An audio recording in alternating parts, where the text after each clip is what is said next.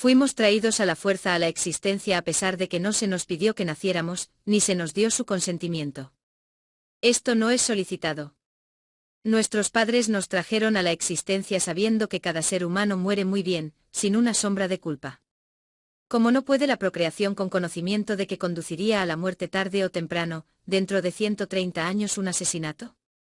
Incluso si elegimos no llamarlo un asesinato, es porque es un crimen más atroz, no menos atroz que el asesinato. El asesinato solo hace que la muerte ocurra unas décadas antes de alguien que fue condenado a muerte por procreación, mientras que la procreación condena a la vida y a la muerte a una persona inexistente, haciendo que la víctima sufra hasta unos 120 años y muera. Si el asesinato es un crimen, la procreación es un pecado. La consecuencia de cada procreación es fatal y 3-4 trágica. Cada sala de maternidad es un crematorio. 5-6 La falta de capacidad para dar su consentimiento no significa que alguien pueda infligir ninguna acción a la persona que carece de la capacidad de dar su consentimiento informado. Por ejemplo, se considera que un menor de edad carece de la capacidad para dar su consentimiento, por lo que cualquier contacto sexual con dicho menor se considera violación incondicional, estupro. Aunque, por ejemplo, el tratamiento médico, la vacunación y la educación obligatoria se infligen sin el consentimiento informado del niño, se considera que tal acción es ya sea real o supuestamente el interés superior del niño como justificable.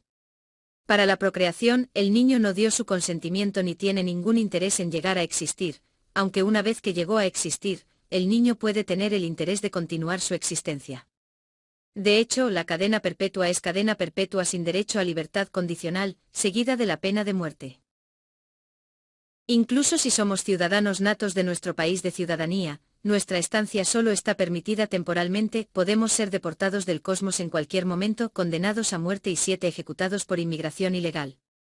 Nadie en el planeta permitió quedarse por más de 130 años, todos fueron deportados, es decir, ejecutados antes de que ella tenga 130 años. El párrafo 2 del artículo 2 de la Carta de los Derechos Fundamentales de la Unión Europea estipula que nadie será condenado a la pena de muerte ni ejecutado. ¿Cómo no puede ser cada procreación una condenación a muerte? ¿Cómo no puede ser cada muerte una ejecución? No hay ninguna razón intrínseca para pensar que la procreación no es una violación del derecho a la vida. La muerte es el fin de todo, una aniquilación, es todo. Si ya estamos condenados a la vida, podemos seguir viviendo sin suicidarse. Pero ¿por qué criarse para soportar solo tormentos insoportables durante décadas y morir? Raza para explotar como animal humano de compañía. Raza para proporcionar un hermano. Raza para explotar como seguro y pensión para la vejez. Criar como una inversión. Raza para perpetuar genes y apellidos. Criar para lavar el cerebro de tu religión o ideología. Criar para perpetuar la tribu, la nación o la raza humana. Criar porque el sexo con un condón es menos agradable. Criar porque la anticoncepción es inconveniente. Criar porque el aborto es inconveniente. Criar sin ninguna razón. ¿Qué tan egoísta podría estar criando por razones tan frívolas o sin ninguna razón en absoluto?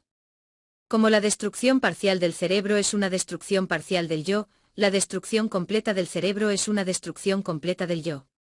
La muerte en neurociencia significa reversión a la inexistencia antes del nacimiento, la procreación es un proceso reversible por muerte. Pero 8 Filosóficamente la procreación antes del nacimiento no es la inexistencia de nadie, es decir, nadie está realmente sujeto a la inexistencia, mientras que la inexistencia después de la muerte es la inexistencia de alguien que hasta ahora existía, es decir, una persona específica está sujeta a la inexistencia, aniquilada, destruida y ya no existe. 9 Hay casos documentados de procreación para la extracción de órganos, por ejemplo, malva ósea o un riñón para proveer al hijo con una enfermedad, por ejemplo, leucemia o insuficiencia renal. Pero si pensamos que la procreación para explotar para salvar otra vida es mala, debemos concluir 10 que la procreación para explotar por razones frívolas o por ninguna razón en absoluto es más malvada. Nadie puede procrear por el bien de una persona inexistente. A menos que sea por el bien de una persona traída a la existencia, es la explotación de una persona traída a la existencia por el bien de otra persona. 11 Instrumentalización de los mismos. Una persona potencial que no nació nunca morirá. La vida eterna es imposible, pero la inmortalidad es posible al no llegar a existir. Por supuesto, ya hemos nacido, es demasiado tarde. Pero podemos evitar que nuestros descendientes potenciales condenados a la vida y por lo tanto condenados a muerte. De hecho, la procreación es la raíz de todo mal. Si no hay procreación, no habría muerte, guerra, masacre, cáncer, malaria, SIDA/VIH, crisis de refugiados, mutilación genital femenina, violación y en numerosas violaciones de derechos humanos. Si no hay procreación, Hitler, Stalin, Mao nunca serían traídos a la existencia, ninguna persona moriría bajo regímenes de la misma. Pero como 6 millones de judíos fueron asesinados por el Holocausto, la procreación y la ayuda gubernamental y la instigación de tal crimen mataron a 6 millones de personas en 40 días. Aunque nuestra edad de muerte oscurece frente a este hecho, debemos enfrentar la verdad. Tenemos el deber de no traer a la existencia a una persona potencial que sufrirá. Pero no tenemos ningún deber de traer a la existencia a una persona potencial que será llamada feliz. Ningún placer puede compensar ningún sufrimiento y muerte. Una persona en la condición menos peor de 12 también sufre una cantidad inmensa, que incluye, entre otros, dolor menstrual, micción y defecación, trabajo de parto femenino y masculino. Incluso una persona en la condición menos mala no puede comprar todos los bienes y servicios. Incluso una persona en la condición menos mala no puede escapar de la muerte. Millones de personas se preocupan por los sufrimientos en el mundo y tratan de aliviarlo. Sin embargo, muy pocos de ellos se dan cuenta de que las personas no sufrirán si no son traídas a la existencia. De hecho, la única manera de prevenir el sufrimiento, no solo el alivio, de una persona potencial afectada es no hacer que esa persona exista. Por supuesto, es demasiado tarde para las personas que ya fueron traídas a la existencia. Pero no es demasiado tarde para salvar del sufrimiento a una persona potencial a punto de ser traída a la existencia.